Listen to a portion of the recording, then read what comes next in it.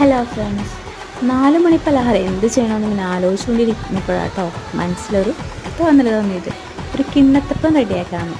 ഒരു തട്ടിക്കൂട്ട് കിണ്ണത്തപ്പം. അതിനായിട്ട് ആവശ്യത്തിന് മധുരത്തിനനുസരിച്ച് പഞ്ചസാര മിക്സിയിലേക്ക് അങ്ങോട്ട് ഇട്ട് കൊടുത്തു കേട്ടോ. 2 ഏലക്കായും കൂടി ഇട്ട് കൊടുത്ത് നന്നായിട്ടൊന്ന് പൊടിച്ചെടുത്തട്ടാ. അതിലേക്ക് 1 കപ്പ് അരിപ്പൊടിയും കൊണ്ട് ഇട്ട് കൊടുത്തു. അതിലേക്ക് കുറച്ച് പാലും കൂടി ഒഴിച്ച് കൊടുത്ത് നന്നായിട്ട് മിക്സ് ചെയ്തു കേട്ടോ. നമ്മളിവിടെ പാലാ ചേർത്തിരിക്കുന്നത്. നല്ല അടിപൊളി ടേസ്റ്റ് വേണമെങ്കിൽ തേങ്ങാപ്പാൽ തന്നെ ചേർക്കണം. ഈ പേര് കേൾക്കുമ്പോൾ തന്നെ അറിയാലോ, തട്ടിക്കൂട്ട് കിണ്ണത്തപ്പം. അത് അങ്ങോട്ട് ഒഴിച്ച് കൊടുത്തിട്ട് നന്നായിട്ടൊന്ന് അടിച്ചെടുത്തിട്ട് ഒരു പാത്രത്തിലേക്ക് അങ്ങോട്ട് ഒഴിച്ചു കൊടുത്തു കേട്ടോ.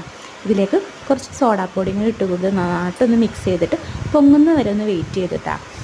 അതിനുശേഷം കുറച്ച് ഉപ്പും കൂടി ആവശ്യത്തിന് ഇട്ട് കൊടുത്തിട്ട് ഇഡലിത്തട്ടിലേക്ക് ഒരു കിണ്ണം വെച്ചിട്ട് അതിലേക്ക് നെയ്യ് അങ്ങോട്ട് പുരട്ടിക്കൊടുത്ത് ഇതങ്ങോട്ട് ഒഴിച്ചു കൊടുത്തിട്ടാണ്.